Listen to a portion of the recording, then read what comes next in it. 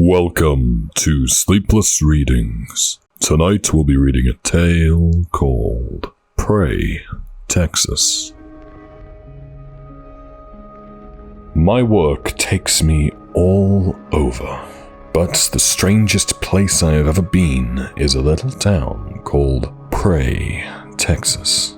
I drove past city limits just as the sun sank below the horizon. Golden light pooled in the worn leather of my passenger seat, and I squinted to read a chipped welcome sign. Pray, Texas, home to 81 souls.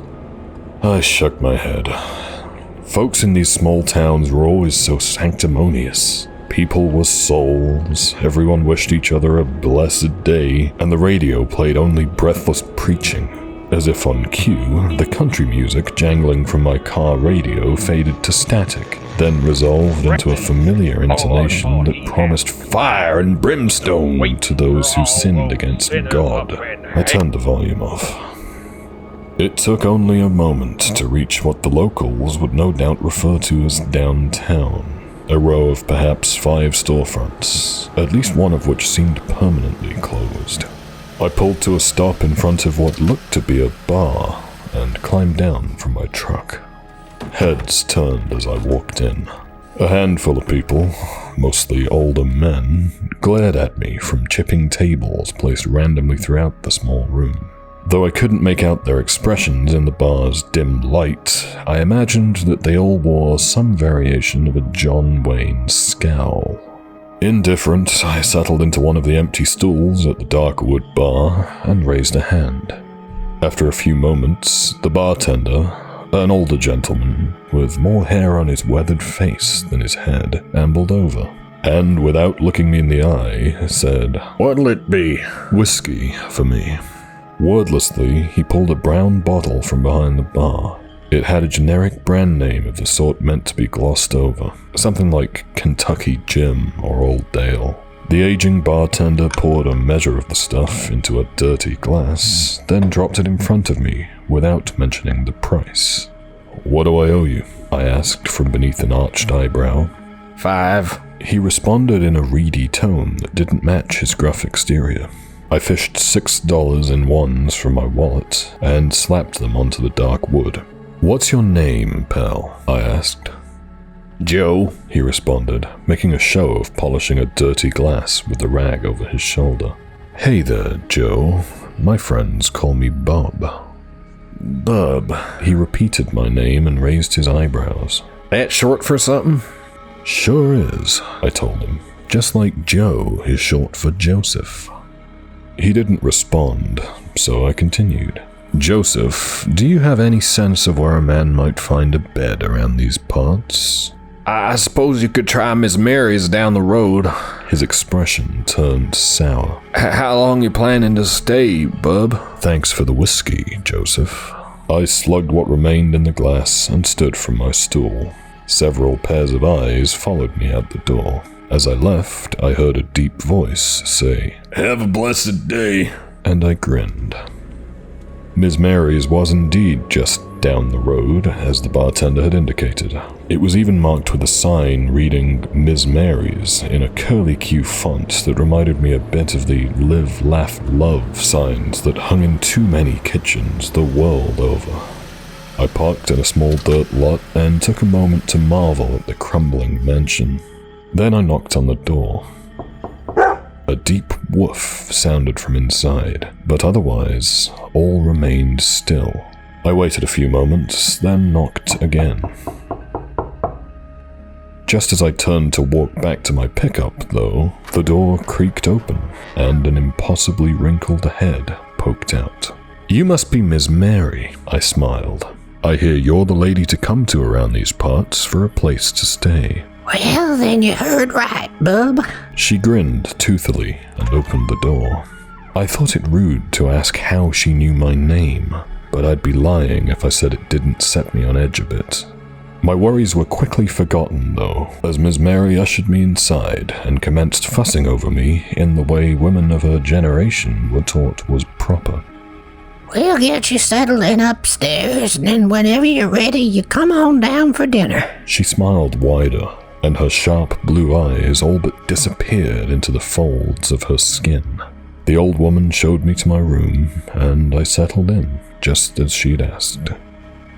After a while, I came down to find her setting out plates and silverware on a massive wood table. At her insistence, I took a seat and waited for her to bring out the food. A menacing growl rumbled from under the table, and I scooted back a bit in my seat to get a look. A tremendously fat Labrador stood by my feet, hackles raised, still growling. Jefferson, that's quite enough. The old woman returned with 2 plates, each piled high with food, and shooed the corpulent beast from the room. Not even the dogs are happy to see me around here, I chuckled, doing my best not to betray any nerves. I don't mind these folks, she replied, placing a plate in front of me and doddering around the table to her seat. Our town has a long tradition of mistrust. Is that right? I waited for her to go on. Indeed it is, bub. I nodded, and that was all the prompting she needed to launch into her tale. See, Prey wasn't always called Prey, she began with a practiced cadence. This little town used to be called Jefferson, just like that old mutt. She gestured to the lab, who had stationed himself just outside the dining room. The story goes that when the Dust Bowl swept through Texas, the folks of this town prayed for deliverance. But it wasn't God who answered their prayers. Instead, the devil himself came to Jefferson and offered to make a deal. She kept the same joyful smile as she spoke, but her voice cracked a bit.